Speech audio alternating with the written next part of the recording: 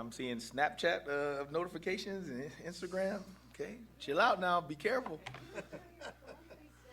Be careful. Okay. Coach, when you watch Colorado, what has changed with their offense year over year? Is it pretty similar to what they did at Duke? It's similar. You can see some of the new wrinkles. I think it's really cool to see what they put on tape in terms of you can see who they're trying to attack, where they're trying to get the ball to, trying to really attack coverages. So they're going to be a big challenge, really explosive offense, and obviously when you got a quarterback of his knowledge, his experience, his talents, I mean it's gonna challenge the defense. So we got our work cut out for us. How do you guys prepare for a team that has that much speed and explosiveness? Because they're known for explosive plays. Mm-hmm. I mean, how do you kind of prepare for that? Well, it's when you're playing a heavier run team, you kind of tend change your periods to more run, more inside, more heavier personnels, and then when you get into teams that want to throw the ball, get you out in space and stuff, you might do a little bit more 7-on-7, get the guys in more space-oriented situations, so that way the game day is more like practice. So you do little things like that. Coach, that's the great thing with Coach. He says, hey, what do you guys need? And if it's more 7-on-7, then we do more 7-on-7. If it's more team, more team. If it's more against the offense, whatever it is we need to do to put these guys in the situation that they're going to be in the game, he allows us to do. And so doing little things like that, making sure that we harp on the little things that get us in position to make plays. You guys saw, Tony, Travis Hunter last year when he was brand new to the FBS level, and so now getting to see that year on tape and what he did in the opener, playing both sides of the ball. And from your perspective, how impressive is that to play like 120 something? Yeah. I mean, he is special talent. I mean, he's the best two-way player, one of the best athletes in the country. I mean, there ain't no way to sugarcoat that. You know what I mean? And again, it's one thing to face him and to have to defend that, and then it's another thing when you're just watching football, and you really just admire the way he goes about the game, his love for the game, the way he plays. I mean, you can see him. He's a playmaker no matter where you put him. And so again, it'll be a challenge to the defense, and we got to make sure we're ready to go. What do you impress upon your DBs when you cover a guy like that who seemingly catches just about everything that's within his reach? Yeah, no, I mean, you just got to go back to fundamentals, go back to what we do and the situations that Coach Butler and all the defensive staff, they're putting the guys in right now, trying to mimic the same situations that our guys are going to be in the game, and you just rep it and you trust your training and you go out there and like I said, through the week you prepare in a way where you have confidence going into the game on Saturdays. How did in-helmet communication go on Saturday? Did you really use it with the crowd? No, that's the thing with on the defensive side of the ball, the crowd is the loudest. So I mean, the crowd was awesome. I mean, I almost started keeping account of how many penalties the crowd gets, for the other team's offense. But it also hinders us as well. So that's why, we had our normal signals and went about business as usual. So, but we continue to work with it, continue to move guys around in the green dot. So when it is time, we can use it to our advantage. Yellow sleeves underneath the shirts for a couple of you guys on the sidelines. Is that just a visibility thing if the helmet communication? Yeah, you know what? Somebody told me about that. Like, that's a new fashion statement or something. Heck, no, that's all because the Jamari and those guys, they had a hard time seeing me with all the colors on the sideline. So they kept on pressing to say, Coach, wear a different color, do something. And so in the summertime, we had the Matt Rule football camps, and we wear those neon green to identify, who's part of the staff. And so one day I wore it at practice, and the guys were like, Coach, we can see you really easily like that, wear it on game day. And I'm like, green's not my color, but I'm like, for you guys, we're going to do it. So it was cool to see. And then, like I said, all the defensive signals are in it, so they can see us right away. We can get the calls in and let them play. How'd you feel Marquise did at corner? Awesome. I mean, he had that really nice break up on our sideline, one-on-one ball, didn't panic, went through the hands, did everything, and that's what you get with an experienced guy. But it was also all the other guys around him. The front getting some pressure, the safety taking number 2, so the ball went high. So, and Keese, again, trusted his training, was in the right spots, didn't panic, and he made the play. So it's fun to watch him continue to grow, play, show his versatility on film between going from corner and safety. Couple interceptions. Is that the start you were looking for from a turnover standpoint? No, I mean, of course, you know, it was good, but I'm mad at the one that Deshaun got hit in the face mask with, and we dropped there. You know, that's one that we got to be able to take. And as you play in these kind of games, the one coming up on Saturday, you have to make those plays. So you heard me all day today. It was like, hey, if a ball hits you in the face mask, dude, you can't let that one get away. So it was fun to watch. Again, everyone sees the interception, but it's the start of the play. They aligned correctly. Their eyes were right. They knew the call. They communicated with the guy next to him. The guy's up front getting pressured. He's in the right leverage. So there's a whole multitude of steps that was probably the most important thing for those guys to be in those positions. You know, and then Ramir Stewart, you know, his interception was really cool because the offense came out and they ran the same play from the opposite field, and they beat him across his face, and they got one of their explosives that way. They came back a couple plays later, ran the same play against them, against the same defensive call, and he self-corrected him on the field and got the interception. Those kind of things right there show you how really good football players, you know, can think on the field and self-correct. And so it was really cool to see a young guy be able to do that. So now again, it's another week, so we got to do it again.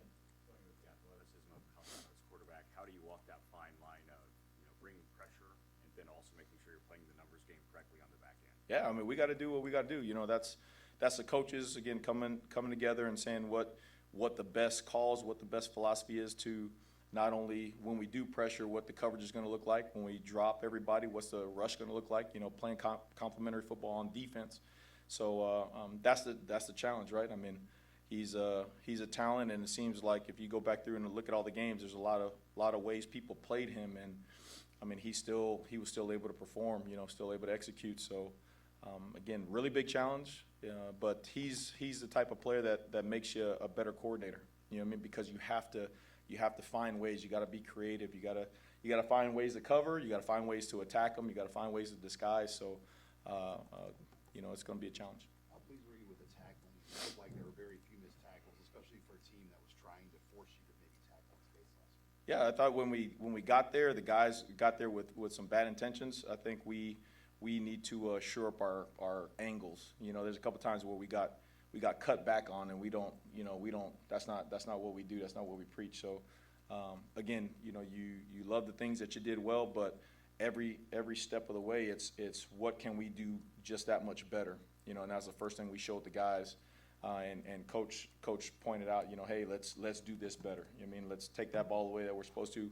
Let's track our near hips, and let's really go after the football. And so that was the highlight, you know, of this week, starting off and making sure that we get those things done. What's impressed you most about Ty Robinson with the improvement that we've seen maybe this time last year versus now, and how he was able to impact the game on Saturday? Yeah, remember Ty, when we first got here, Ty, you know, he had played, but he really didn't play like that because the injury and all that kind of stuff. So last year, turning him and Nash and those guys loose, same way Jamari, turning all those guys loose. Now, you know, they know the defense, you know, so they're comfortable in it. They start moving different positions, start playing around that way. And you get to see them now just be instinctive and go and get off the ball. You know, like the cool thing was about that was last week, you know, we had an adjustment probably early in the week that we wanted to play things a certain way. And the guys were able to pick it up and do it, and it was probably one of the best things we did last week on defense. You know, and it was a last-minute change to the defensive game plan, and they were able to do it just because they felt comfortable and everything. So when you get guys who know what they're doing and know how to do it, then you see the aggressiveness, you see the speed, you see their talent take form. So it was fun to watch Ty go out there and play a really good game.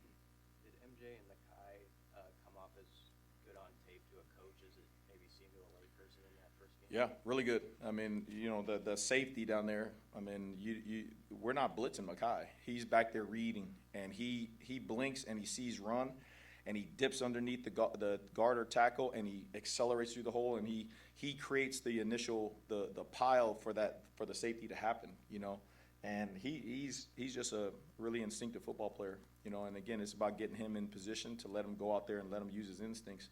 And so those little things might not show up to everybody, but like you said, when you go back and watch the film, you really have an appreciation for guys who trust the process, who really believe in what they're doing, believe in their teammates, and then go out there when the lights are on and actually go and do it. I mean, it's one thing to know it all and stuff in the classroom, but then to see a guy go out there and just play football and be aggressive, those things are fun to watch.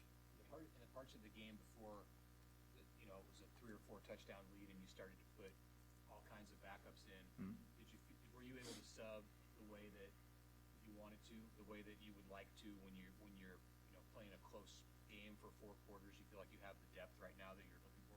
Oh, I mean, you can always develop depth. The story behind that is, you want to get guys in the game, and it was coach's challenge to the older guys to be like, hey man, let's play hard, let's be ourselves, let's be aggressive, so that way those guys who have worked alongside you all spring, all summer, all the OTAs in the summer and all that stuff, those guys get in the game. So when we were up, coach was, and this is really, I mean, different thinking is, he was like, get those guys in the game. Hey, I want to see so-and-so. I want to see so-and-so. I want to see so-and-so. And as coaches, you're just locked into the game. You're locked into down the distance, the personnel, what they're doing, making calls. You don't really see the benefit of all those guys playing. And I saw the article, over 108 guys playing. Just think of, like, when they came back in here, how cool it was for Maverick Noonan to go in there after the injury, to come back and have a big-time tackle for a loss. I mean, a guy who, busted his butt, been here, program, move positions, doing all that kind of stuff, and then go into the game. I don't even know if he was in the defensive meetings. Him and Noonan, they were in the scout meetings the whole week, but yet they were in tune, locked in to go in there and execute a call. Maybe they didn't even practice all week. That type of stuff, it just resonates with the whole locker room, And so when we get in those kind of things, that was all Coach Rule on the headset, having a bigger picture of everything, and that was refreshing to get those guys in the game. Hey, Tony, from a coordinator's perspective, how beneficial can you use that 4 full quarters of film for you, while on the other side, maybe they have a 3.5 for the start of the year? Yeah, I mean, we go back to, the last games from last year as well. So it was. I mean, again, it was good that they put all that stuff on tape. But they're going to have their wrinkles. They're going to have their. It's mainly you're looking at concepts and trying to get ideas of what they're thinking and how they want to do things. Versus the actual play call. So I mean, it's good. All those things help in game planning. So we'll see. How do you prioritize that preparation of last year, and maybe the personnel is a little different play call for part of the season versus this year? It's only one game, but it's more true to what you see. Yeah, no, you go back and look at the numbers and percentages, and again, it's just one game, but you kind of get a flavor of, like, what they like to do, right? I mean, it goes back to what the quarterback and OC see, how they want to attack. They see cover 4, they want to do this. They see 1 high, they want to do this. They see 2, they want to do this, and see if those concepts remain the same. And then, I mean, it's not a secret, right? They're going to get the ball to 12, they're going to get the ball to 5, and they're going to get the ball to 10, and if you're overplaying all that stuff, then they'll just run the ball, and their O-line is better than last year, so that threat is going to be there. You know what I'm saying? So again, it's a big challenge. Just what are the emotions for you for the how big of a spotlight this is going to be for your team and your defense to show what they're capable of on the national stage? Yeah, right now it's just Tuesday, and we're just worried about us right now, and that's the most important thing. You worry about who you're playing right now, then it all goes for naught. I mean, the process is we got to handle our business. We got to make sure we're tackling. First of all, it all comes back to do we know what we're doing? Number one, do we know how we want to do it? And then just getting those reps, putting those guys in position every day. You know what I mean? Making sure their minds are right, making sure their attitudes are right, so that way, when the game comes, they've already played the game so many times during the week. Now they can just go out there and play. So it's not so much, again, great talent, some of the best football players, in the country coming in here. But, it's more so what are we going to do and how are we going to do it is probably the biggest thing that concerns us. Anything else for Coach? Thank you.